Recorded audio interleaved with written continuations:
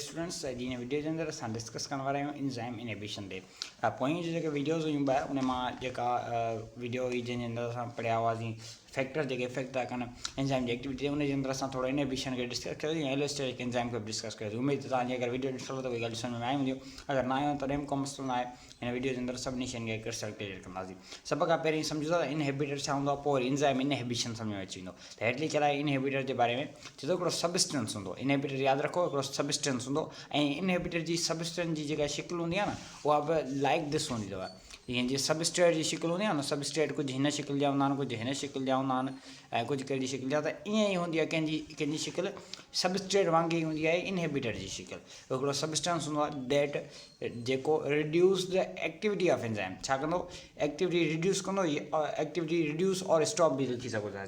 हिते छा लिखी सघो था, स्टॉप, जेको छा कंदो रिड्यूस या स्टॉप कंदो एक्टिविटी ऑफ एंजाइम। अच्छा छा लाइ कंदो आहे, उन जो पाण रीज़न इहो आहे त जॾहिं हद खां वधीक प्रोडक्ट ठही वेंदा आहिनि न, असां इसमें मिसाल असां घणी मानी खाई छॾी या 2-3 ढगली वधीक खाई छॾी, माना 2-3 ढगली वधीक त न, माण्हू कुझु थोरी वधीक खाई वेंदो आहे कॾहिं कॾहिं त, या वरी असांजे जिस्म खे थोरी ज़रूरत हूंदी आहे त हू ओतिरो ई एक्टिविटी कंदो एंजाइम। उन खां वधीक जेकॾहिं करणी हूंदी त न कंदो, छो जो हुते इनहिबिटर हूंदा, छा कंदा उनखे रोकींदा, त हाणे उन खां वधीक एक्टिविटी न आहे करणी, सही आहे। त पोइ इनहिबिटरनि जो कमु जेको हूंदो आहे उहो छा हूंदो आहे त एंजाइम हद खां वधीक प्रोडक्ट न ठाहे, ज़रूरत खां वधीक शयूं न ठाहिनि पंहिंजे जिस्म में, उनखे कम खे रोकींदो आहे, सही आहे। त उहो कमु हूंदो आहे कंहिंजो, एंजाइम इनहिबिटर जो। हाणे इहो जेको प्रोसेस थींदो जंहिंजे अंदरि छा थींदो, एंजाइम जॾहिं एक्टिविटी वधीक थी वेंदी, एंजाइम प्रोडक्ट न ठाहे हद खां वधीक, इन कम खे रोकण लाइ जेको इनहिबिटर असां अटैच कंदासीं न, उन प्रोसेस खे चयो वेंदो आहे एंजाइम इनहिबिशन। चए थो अ प्रोसेस ऑफ रिड्यूसिंग, हिकु प्रोसेस आहे जंहिंमें असां रिड्यूस था कयूं या वरी stopping the enzyme activity, enzyme जी एक्टिविटी खे वेन नो प्रोडक्ट रिक्वायर, जॾहिं का प्रोडक्ट असांखे रिक्वायर न हुजे, हद खां वधीक प्रोडक्ट असांखे रिक्वायर न हुजे। हलो इहो त थी वई, का प्रोडक्ट रिक्वायर न हुजे या वरी हद खां वधीक असांखे हरू भरू एक्स्ट्रा प्रोडक्ट बि ठाहे, एंजाइम एक्स्ट्रा प्रोडक्ट बि ठाहे, या त कॾहिं कॾहिं ईअं थींदो आहे का शइ असांखे ज़रूरत ई न हूंदी आहे कंहिंजी, उहा बि हर भरू बॉडी जे अंदरि ठहंदी आहे। सपोज़ कि तव्हां शराब पी छॾियो, हाणे शराब जे अंदरि वियो त हाणे लाज़मी हुन ते कमु थींदो ऐं उहो कमु असांखे खपे ई न, उहो जेको शराब जो आहे कमु, त उनखे बि रोकण लाइ असांजा जेके हूंदा आहिनि इनहिबिटर कमु ईंदा आहिनि। बहरहाल उनखे छॾियो तव्हां, त हाणे हीअ शयूं पॉइंटूं तव्हां यादि रखो हेसि ताईं। हलो ॿी हिकिड़ी शइ तव्हांखे मां ॿुधायां जेका हिते मूं क्लासिफाई न कई आहे, त एंजाइम इनहिबिशन जेका थींदी आहे न, हिकिड़ो प्रोसेस आहे, हींअर पढ़ियोसीं प्रोसेस हूंदो आहे हिकिड़ो, इहो 2 क़िस्मनि जो हूंदो आहे, हिकिड़ो हूंदो आहे रिवर्सेबल, ॿियो हूंदो आहे इरिवर्सेबल। जेको रिवर्सेबल हूंदो आहे न उहो हूंदो आहे टेम्पररी, जेको इरिवर्सेबल हूंदो आहे उहो हूंदो आहे परमानेंट। अच्छा हाणे कीअं, मूं छा ॿुधायो त एंजाइम जेको हूंदो आहे उनजी शेप सबस्ट्रेट वांगुरु ई हूंदी आहे ऐं उहो छा कंदो आहे अची कंहिं महिल एक्टिव साइड ते, कंहिं महिल किथे बराबरि अटैच थींदो आहे एंजाइम ते अटैच थी करे, एंजाइम जी एक्टिविटी खे रोकींदो आहे। हीअ जेकॾहिं टेम्पररी एक्टिविटी खे रोके त उहो थी वेंदो रिवर्सेबल, जेकॾहिं परमानेंटली रोके त उहो थी वेंदो इरिवर्सेबल। अच्छा टेम्पररी कीअं या वरी परमानेंट कीअं, हिन शइ ते हीअ पढ़ंदासीं जॾहिं टाइप्स उहे डिस्कस कयूं था। हाणे एतिरी फ़िलहाल ॻाल्हि यादि रखणी आहे त जॾहिं जेको रिवर्सेबल हूंदो आहे न, हुन जा जेके टाइप्स आहिनि रिवर्सेबल जे अंदरि जेका था अचनि उहे आहे कॉम्पिटेटिव, नॉन कॉम्पिटेटिव ऐं ॿियो हूंदो आहे एंटी कॉम्पिटेटिव। इहे 3 हिते हाणे लिखिया आहिनि, मूं उहे डिस्कस कयूं था, सही आहे। त माना रिवर्सेबल ऐं इरिवर्सेबल ॿ आहिनि एंजाइम इनहिबिशन जा टाइप्स। उन जे अंदरि रिवर्सेबल जा वरी टाइप्स कहिड़ा competitive, non competitive, anti competitive, उहे 3 हिते हाणे डिटेल में डिस्कस कयूं था। सभ खां पहिरीं अचो कॉम्पिटेटिव इनहिबिटर ते। कॉम्पीट कंदो, हीअ छा कंदो, कॉम्पीट कंदो यानी मुक़ाबिलो कंदो। कंहिंसां मुक़ाबिलो करिणो आहे इनखे करिणो आहे सबस्ट्रेट सां मुक़ाबिलो। Inhibitor fit into the active site and block it, इन जी माना छा आहे। हीअ जीअं एग्ज़ाम्पल ॾिनो, हिनखे था खणूं, चया हिते सम्झोसि छा थींदो। हीअ जेको इनहिबिटर आहे न, इनहिबिटर इहो अची करे अटैच थींदो हिन एक्टिव साइड ते, किथे हिन एक्टिव साइड ते अटैच थींदो ऐं हिन एक्टिव साइड ते अटैच थी करे हिन जी एक्टिविटी ब्लॉक करे छॾींदो। हाणे पाण हिते फिट थी वेंदो ऐं अगरि हिते फिट थींदो हाणे हिते एंजाइम नथो लॻी सघे ऐं हीअ टेम्पररी तौर ते थींदो। इहा ॻाल्हि यादि रखो, छो जो हिन जो कॉम्पिटेटिव जो टाइप आहे न, माना टेम्पररी तौरु हीअ कंहिंजी जॻह वठंदो, जिथे सबस्ट्रेट अटैच थियणो आहे न उते छा थींदो, पाण अटैच थींदो। त पोइ हीअ टेम्पररी तौरु जेको आहे सो ब्लॉक करे छॾींदो आहे, हिन जो जेको आहे सो सबस्ट्रेट जी जॻह ब्लॉक करे छॾींदो, त पोइ हिते को सबस्ट्रेट नथो लॻी सघे। त हिन क़िस्म जी जेका इनहिबिशन हूंदी आहे हिनखे चइबो आहे कॉम्पिटेटिव इनहिबिशन, जंहिंजे अंदरि कॉम्पीट थो करे कंहिंसां, सबस्ट्रेट खे लॻणु नथो ॾिए, पाण अची अॻे लॻी थो वञे। अच्छा, हिन शइ खे हाणे हीउ कॾहिं निकिरंदो हिन मां? हीउ तॾहिं निकिरंदो जॾहिं हिते आस में असां खोड़ सारा वरी छा रखूं, सबस्ट्रेट रखूं। हिते बि सबस्ट्रेट रखूं, खोड़ सारा सबस्ट्रेट जॾहिं वधी वेंदा त पोइ वरी सबस्ट्रेट जी कंसंट्रेशन वधी वेंदी, सबस्ट्रेट जो मिक़दारु वधी वेंदो, त नतीजे में वरी पोइ हीउ इनहिबिटर निकिरी ईंदो आहे ऐं इन जी जॻह ते वरी सबस्ट्रेट अची ऐं पंहिंजो फंक्शन परफॉर्म कंदो आहे। सही आहे, एंजाइम पंहिंजो प्रॉपरली फंक्शन परफॉर्म कंदो। त माना कॉम्पिटेटिव इनहिबिशन जे अंदरि छा थो थिए, पहिरीं पॉइंट यादि रखणी आहे त एक्टिव साइड ते इनहिबिटर अची अटैच थो थिए ऐं पोइ हीउ कमु रोके थो छॾे, सबस्ट्रेट अटैच नथो थियणु ॾिए। केसीं ताईं? जेसि ताईं वरी सबस्ट्रेट जी असां कंसंट्रेशन न वधायूं, मिक़दारु न वधायूं सबस्ट्रेट जो। उमेद त कॉम्पिटेटिव इनहिबिशन क्लियर थी वेंदी, या वरी कॉम्पिटेटिव इनहिबिटर्स जेके हूंदा उन्हनि जी ख़बर पइजी वेंदी तव्हांखे। अच्छा, हाणे छा आहे त shape is same as substrate, हिन जी शेप जेको अचे थो, इनहिबिटर जेके हूंदा आहिनि उनजी इनहिबिटर कॉम्पिटेटर्स, उन जी सबस्ट्रेट जी उनजी इनहिबिटर जी शेप इन ई हूंदी आहे जीअं हीअं मूं ॿुधायो। इनहिबिटर जी शेप बसि सिंपल एतिरो यादि रखणो आहे, इनहिबिटर जी शेप हूंदी आहे सबस्ट्रेट वांगुरु बसि। अच्छा, एग्ज़ाम्पल तव्हां सोचींदा हूंदा पेंसिलिन छो कोन लिखियो आहे। अच्छा, बुक जे अंदरि तव्हां सोचींदा हूंदा पेंसिलिन लिखियो पिया जो काॾे वियो हाई जो, हीअ बुक जे अंदरि पेंसिलिन लिखियलु आहे, बुक जे अंदरि हीअ बिल्कुलु ग़लति लिखियलु आहे। यादि रखियो, पेंसिलिन कॾहिं कॉम्पिटेटिव जो मिसाल न थींदो। तव्हां भले सोशल मीडिया या वरी जेके टेक्नोलॉजिकल सोर्सिस आहिनि उहे यूज़ कंदो, तव्हांखे ख़बर पवंदी त कॉम्पिटेटिव इनहिबिशन जे अंदरि पेंसिलिन कॾहिं न ईंदो। पेंसिलिन कंहिं में ईंदो? यादि रखे जो हमेशह इरिवर्सिबल में ईंदो। हिते लिखी था छॾियूं पाण, इरिवर्सिबल। अगरि तव्हांखे अकेडमी वग़ैरह ते पढ़ो त उते जी टीचर्स खां अगरि तव्हां पुछा कंदो त तव्हांखे they will guide U better, त इहो हमेशह लाइ इरिवर्सिबल हूंदो। अगरि नथा किथे पढ़ो, मूं वटि ई पढ़ो विया, त आई हाईली रिकमेंड यू के इहो छा आहे, अच्छा इरिवर्सिबल माण्हू हिते लिखी वियो। हिते मूंखे छा लिखणु घुरिजे? पेंसिलिन लिखणु घुरिजे, पेंसिलिन। ओके, त हीअ पेंसिलिन इरिवर्सिबल जो मिसाल आहे। कीअं वरी अॻिते चूज़ आहे अञा डिस्कस कयूं था। बहरहाल एतिरो फ़िलहाल यादि रखणो त हिन जो मिसाल आहे। हिन जो मिसाल कहिड़ो आहे? बसि पंहिंजे बुक जे अंदरि त इहो हो जेको ग़लति हो, त हिन जो मिसाल ॿियो मूं लिखियो आहे हिते, मेलेनॉइड। बसि इहो यादि करे छॾियो, मेलेनॉइड। हाणे इहो वरी अॻिते हिन जो खोड़ किस्सो आहे, बहरहाल उहो पाण खे यादि करण जी का बि ज़रूरत न आहे, बसि ईंदा बि न आहिनि एग्ज़ाम्पल, मेलेनॉइड लिखी छॾियो बसि। अच्छा, उन खां पोइ ओवरकम बाय, हींअर पढ़ियोसीं enzyme concentration, substrate concentration, substrate concentration, इन खे ओवरकम करें थो करे सघिजे, माना कॉम्पिटेटिव इनहिबिशन ख़तमु करे थी करे सघिजे। ही इनहिबिटर करे थो हितां कढी सघिजे जॾहिं असां छा कयूं, एंजाइम जी सबस्ट्रेट जी कंसंट्रेशन वधायूं। सबस्ट्रेट खे वधाईंदासीं त वरी पोइ इहो इनहिबिटर निकिरी वेंदो हितां। हलो, हाणे आहे असां non competitive inhibition. Inhibition fits इन allosteric side and changes the shape of enzyme. सभ खां पहिरीं ॻाल्हि मुंहिंजी यादि रखो, पंहिंजे बुक जे अंदरि लिखियलु आहे त एलोस्टेरिक इजो, एलोज़ यानी अवे, पर हीअ ग़लति आहे। एलो जी माना कॾहिं बि अवे न थींदी, इहो सफ़ा ग़लति आहे, इहो सफ़ा ग़लति आहे। टेक्नोलॉजिकल सोर्सिस यूज़ कंदो, तव्हांखे ख़बर पवंदी त एलो जी माना हूंदी आहे अधर। मां पाण पहिरियां वीडियोज़ मुंहिंजे जेके पोइ उनजे अंदरि ॿुधाए चुको आहियां, हिन चैप्टर जी पोइ वीडियो जे अंदरि इहा शइ ॿुधाए चुको आहियां त एलो जी माना हूंदी आहे अधर, स्टेरिक यानी पोजिशन, अधर साइड। एंजाइम हीअ आहे न एंजाइम, हिकिड़ो हिते ॿियो एंजाइम ठाहियां जेकॾहिं तव्हांखे मां इहा अनकॉम्पिटेटिव सम्झाइण लाइ, त कुझु हीअं थींदो जो हिते सॉरी मां हीअ कोन ठाहे सघियुसि। हलो, हिकिड़ो दफ़ो ॿीहर ॻाल्हायूं।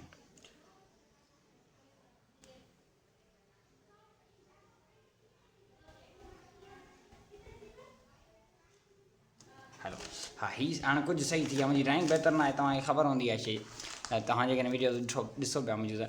अच्छा, हाणे हीअ जेका हूंदी आहे न साइड, एंजाइम जी अलॻि खां ॿी हिकिड़ी अदर ॿी साइड, एलो यानी अदर, स्टेरिक यानी पोजिशन या प्लेस या जॻह, ॿी का जॻह, हिन खे असां चवंदा आहियूं एलोस्टेरिक साइड। हीअ छा आहे? Allosteric side. जॾहिं को इनहिबिटर अहिड़ी शिकिल जो हूंदो आहे, असांखे ख़बर आहे सबस्ट्रेट वांगुरु ई हूंदो आहे इनहिबिटर, इहो अची किथे अटैच थिए?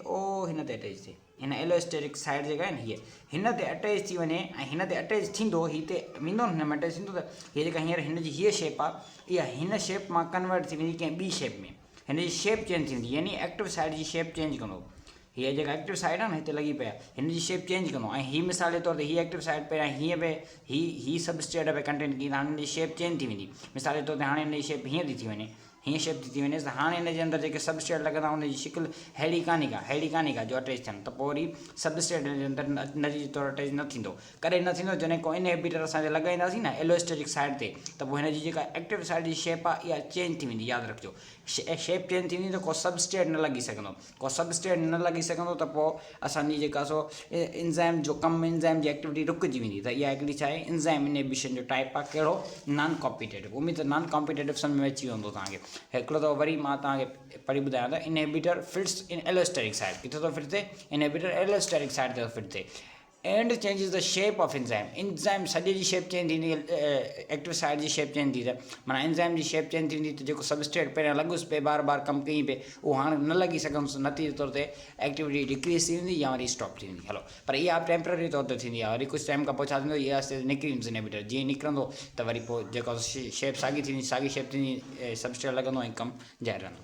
हलो, हाणे आहे असां लास्ट वन अनकॉम्पिटेटिव या वरी एंटी कॉम्पिटेटिव। ऐं इहो छा चयो वेंदो आहे? Anti competitive. अच्छा, तव्हां सोचींदा हूंदो नॉन कॉम्पिटेटिव जो मिसाल कोन ॿुधायो। हा, इहो यादि अची वियो हाणे मूंखे। त इन जो मिसाल जेको आहे सो एग्ज़ाम्पल हिन जो जेकॾहिं पाण लिखूंसि त example would be feedback inhibition. Feedback पंहिंजो अॻियो टॉपिक आहे इहो, फीडबैक इनहिबिशन।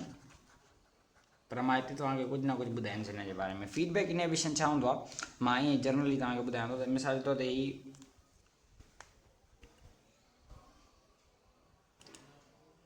हिकिड़ो एंज़ाइम आहे, हीअ सबस्ट्रेटनि जंहिं ते कमु पियो करे, एंज़ाइम आहे जेके सबस्ट्रेटनि अचनि था, अची करे हिते फिट था थियनि ऐं हिननि ते कमु थो थिए। सही आहे, कमु थींदो आहे। ॿियो छा थींदो जॾहिं असांखे हाणे इंज़ाइम जी एक्टिविटी ख़तमु कराइणी आहे, कमु थी पूरो थी वियो, असांखे इनफ प्रोडक्ट मिली वई आहे, हाणे वधीक प्रोडक्ट जी असांखे ज़रूरत न आहे, त हाणे छा थींदो, हीउ जेको आख़िरी ठहंदो न, पॉइंट यादि रखिजो, लास्ट प्रोडक्ट फॉर्म्ड, जेका आख़िरी प्रोडक्ट ठहंदी फॉर्म्ड, जेका आख़िरी प्रोडक्ट ठही न, उहा आख़िरी प्रोडक्ट अची हिते अटैच थींदी, हिते हिन ते अटैच थींदी। हिन में अंदरि अटैच थी करे हिन जी शेप चेंज कंदी, नतीजे तौरु छा थींदो, इंज़ाइम जी एक्टिविटी रुकिजी वेंदी। हाणे मूं छा ॻाल्हि कई, आख़िरी हाणे हीअ छा पिया कनि, सबस्ट्रेट अचनि पिया, सबस्ट्रेट आई, सही आहे, सबस्ट्रेट अचे पियो, हिन जे अंदरि फिट थिए पियो, हिन छा पई वञे, प्रोडक्ट बि वञे। सही आहे, प्रोडक्ट हीअं प्रोडक्ट वेंदी पई। सही आहे, हाणे छा थींदो जॾहिं असांखे हाणे इनफ प्रोडक्ट मिली विया आहिनि, हाणे जेको आख़िरी प्रोडक्ट ठहे पियो न हिते, आख़िरी प्रोडक्ट उहो जीअं ठही ॿाहिरि वेंदो न, उहो हिते जीअं इहो ठहियो, हाणे इहो इनहिबिटर चवराईंदो। छा चवराईंदो? इनहिबिटर। इहो ईंदो सिधो अची हिते अटैच थींदो, हिते अटैच थी करे इन जी शेप चेंज कंदो ऐं बीहारींदो रिएक्शन। सही आहे, इन ई क़िस्म जे जेको सो इनहिबिशन खे चवंदा आहियूं नॉन कॉम्पिटेटिव इनहिबिशन, ऐं इहो जेको वर्क हूंदो आहे हिन खे चवंदा आहियूं फीडबैक इनहिबिशन। फीडबैक इनहिबिशन जे अंदरि छा थींदो, जेको लास्ट प्रोडक्ट ठहियो आहे न, लास्ट वारो प्रोडक्ट, उहो छा थी वेंदो, इनहिबिटर थी वेंदो। उहो छा चवराईंदो, इनहिबिटर अची करे किथे अटैच थींदो, एलोस्टेटिक साइड ते, हिन जी शेप चेंज करे रिएक्शन बीहारे छॾींदो। फीडबैक इनहिबिटर उमेद त सम्झ में अची वेंदो। नॉन कॉम्पिटेटिव इनहिबिशन ईअं थींदी आहे, हुनजो एग्ज़ाम्पल तव्हांखे ॿुधायो, ऐं उहो किथे अटैच थींदो, हुन ते शेप चेंज करे वॉट एवर, जेको बि इहो क्लियर थी वियो उमेद आहे। हलो, हाणे आहे अनकॉम्पिटेटिव या एंटी कॉम्पिटेटिव, हींअर पढ़ियोसीं हिन जे बारे में। इन जे अंदरि छा थींदो, इंज़ाइम इनहिबिटर बाइंड इन ES कॉम्प्लेक्स जी तव्हांखे ख़बर हूंदी, इंज़ाइम सबस्ट्रेट कॉम्प्लेक्स, यानी इंज़ाइम में सबस्ट्रेट ऑलरेडी अटैच हुजनि, जीअं ही मिसाल जे तौर ते इहे थी पियो। अच्छा, हाणे हिन जे अंदरि ऑलरेडी छा आहे, हिते सबस्ट्रेट अटैच हूंदो, सबस्ट्रेट ऑलरेडी पियो हूंदो, इन जे मथां लॻी वेंदो, केरु, इन जे मथां लॻी वेंदो, हिते असां वटि हीअं लॻंदो या वरी कंहिं ॿिए तरीक़े सां लॻे, पर हिन जे मथां लॻंदो केरु, इनहिबिटर ऑलरेडी, माना हीअ जेकॾहिं सबस्ट्रेट पियो आहे हुन जे मथां लॻी वेंदो, ऐं हीअ बि टेम्पररी आहे, यादि रखिजो, ऐं अनकॉम्पिटेटिव टेम्पररी आहे, हीअ टई टेम्पररी आहिनि, यादि रखिजो इहा शइ। अच्छा, हिन जो एग्ज़ाम्पल लिथियम आहे, ऐं हिन जो बुक थो अचे, हिन जो एग्ज़ाम्पल जेकॾहिं तव्हां ॾिसंदो, जेके रिएक्शन थींदा आहिनि, जिन जे अंदरि जेको सो 2 या ॿिनि खां वधीक सबस्ट्रेट प्रोडक्ट में कन्वर्ट थींदा आहिनि, त उहे जेके रिएक्शन हूंदा आहिनि उहे अनकॉम्पिटेटिव में इनहिबिशन में ईंदा आहिनि। सही आहे, त हिन जे अंदरि बसि ईअं ई थींदो आहे, जो ऑलरेडी सबस्ट्रेट लॻियल हूंदो आहे इंज़ाइम ते, उन ते वरी मथां इनहिबिटर असां लॻाईंदा आहियूं। सही आहे। अच्छा, हाणे थोरो डिस्कस कयूं इरिवर्सिबल खे, ऐं पोइ वरी वीडियो खे इंशाल्लाह वाइंड अप कंदासीं। अचो, रिवर्सिबल जेका हूंदी आहे, हिन जे अंदरि छा थींदो आहे, हीअ जेके रिवर्सिबल आहिनि, हीअ 3 पढ़ियासीं, टाइप्स हिन जा क्लियर कयासीं पाण। ऐं जेका इरिवर्सिबल हूंदी आहे न, हाणे हिन जे अंदरि परमानेंटली जेको सो इंज़ाइम जेको हूंदो आहे, हिते मां जेकॾहिं ठाहियांसि, एंजाइम ते परमानेंटली हिते अटैच थी वेंदो आहे केरु इनहिबिटर ऐं उहो करे निकिरंदो न आहे परमानेंटली अटैच थी वेंदो ऐं कॾहिं न निकिरंदो चाहे छा बि थी पए। अच्छा इन जो को एग्ज़ाम्पल त पेंसिलिन आहे। हाणे पेंसिलिन ते डिस्कस कयूं पाण यको हिते मां हिते थो डिस्कस कयां पेंसिलिन खे।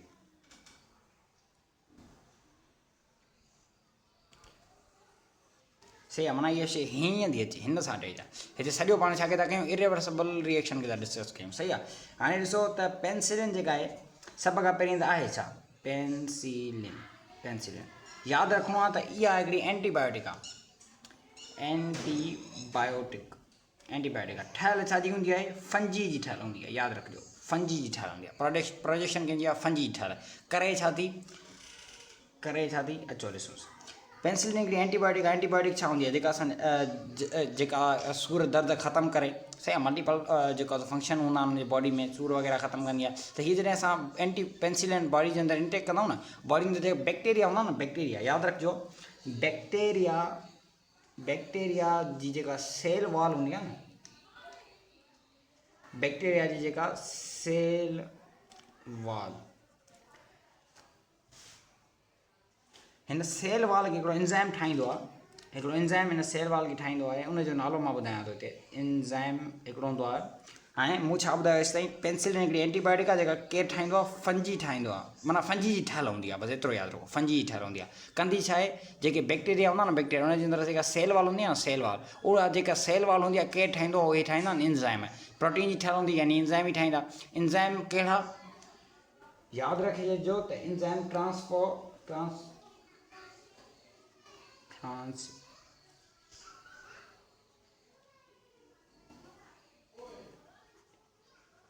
ट्रांसपेप्टाइडेज़ एंजाइम आहे हिकिड़ो। ट्रांसपेप्टाइडेज़ हिकिड़ो एंजाइम आहे जेको छा कंदो सेल वाल ठाहींदो आहे बैक्टीरिया जी। पोइ जॾहिं हीअ जेको पेंसिलिन आहे न पेंसिलिन इहा जॾहिं ईंदी आहे त हीअ जेको सेल वाल एंजाइम जेको ठाहे थो न ट्रांसपेप्टाइडेज़ हिन एंजाइम ते अची ही हिकिड़ी इनहिबिटर तौर ते कमु कंदी अथव। यादि रखिजो पेंसिलिन छा कंदी एज़ अ इनहिबिटर तौर ते कमु कंदी। छा कंदी अची ट्रांसपेप्टाइडेज़ एंजाइम जे मथां एज़ अ इनहिबिटर तौर ते वर्क कंदी। हिन ट्रांसपेप्टाइडेज़ जे मथां अटैच थी वेंदी लाइक दिस।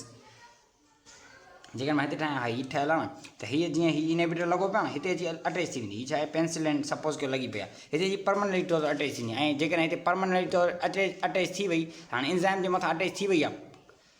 हिकिड़ो दफ़ो वरी ॿुधो छा थींदो पेंसिलिन हिकिड़ी एंटीबायोटिक आहे जेका फंजी ठाहींदो आहे एज़ अ इनहिबिटर कमु कंदी आहे बैक्टीरिया जे जेका सेल वाल हूंदी आहे उन जेको एंजाइम ठाहींदो आहे उहो ट्रांसपेप्टाइडेज़ हूंदो आहे न उन ट्रांसपेप्टाइडेज़ जे मथां हीअं अटैच थी वेंदी आहे हीअं। त पोइ हाणे ट्रांसपेप्टाइडेज़ जे मथां को सबस्ट्रेट अटैच न पियो थिए। सबस्ट्रेट अटैच थिए त खोड़ सारा लिंकूं मिली करे सेल वाल ठहे न त पोइ सेल वाल नथी ठही सघे। सेल वाल नथी ठही सघे छो नथी ठही सघे छो जो सेल वाल खे जेको एंजाइम ठाहे पियो उहो त इनहिबिट थी वियो आहे हिते उनजे मथां हिकिड़ो इनहिबिटर अटैच थी वियो आहे जंहिंजो नालो पेंसिलिन आहे। सही आहे। पेंसिलिन छा कंदो ही जेको एंजाइम आहे हिन जे मथां हिते अटैच थी वेंदो। हिते हीअ ॾिसो हिन जे मथां अटैच थी बीह रहंदो। हाणे एंजाइम को कमु न कंदो त सेल वाल न ठहंदी। सेल वाल न ठहंदी त बैक्टीरिया छा थींदो वीक थींदो। सेल वाल न ठहंदी नॉट मेड त वीक थी वेंदो केरु bacteria will be weak. Bacteria छा थींदो वीक थींदो ऐं नतीजे में डेड थी वेंदो मरी वेंदो। नतीजे में छा थींदो बैक्टीरिया जेकॾहिं वीक थी वियो त आहिस्ते आहिस्ते मरी वेंदो छो जो हुनजी सेल वाल न आहे त को पोइ हुनजो फंक्शन नथो सही तरीक़े सां परफॉर्म थी सघे। सही आहे। विदाउट सेल वाल त इम्पॉसिबल हूंदी आहे लाइफ ई बैक्टीरिया जी। त इन हवाले सां जेको पेंसिलिन वर्क कंदो आहे असांजी बॉडी जे अंदरि ऐं इहो छा आहे इरिवर्सिबल रिएक्शन। हाणे हीअ जेकॾहिं अटैच थी वियुसि न हीअ इनहिबिटर त निकिरंदुसि कोन कॾहिं बि ट्रांसपेप्टाइडेज़ एंजाइम मां कॾहिं बि इहो इनहिबिटर निकिरंदो कोन। इनहिबिटर कहिड़ो पेंसिलिन। उमेद ॻाल्हि क्लियर थी वई हूंदी। हलो हाणे इहो ई हो जेको बि इनहिबिशन जे अंदरि नेक्स्ट वीडियो जे अंदरि इंशाल्लाह डिस्कस कंदासीं असां। हींअर थोरो त पढ़ियोसीं significance of enzyme inhibition feedback inhibition ऐं मज़ीद जेके टॉपिक आहिनि उन्हनि खे। हिकिड़ी ॿी ॻाल्हि मां तव्हांखे ॿुधायां त हिन जे अंदरि पेंसिलिन आहे बहरहाल कॉम्पिटेटिव जे अंदरि ईंदो कोन्हे को पर जेकॾहिं ईंदो तॾहिं बि लाइन्स कीअं लिखियलु आहिनि हिन जे बारे में is a competitive molecule block active side of the actual अच्छा हेठि जी लाइन आहे इनहिबिटर विच block the enzyme which is responsible for the construct. हीअ कहिड़ो एंजाइम ब्लॉक कंदो जेको construction of bacterial cell wall लाइ रिस्पॉन्सिबल हूंदो कहिड़ो ट्रांसपेप्टाइडेज़ सेल वाल ठाहे थो न बैक्टीरिया जी। हलो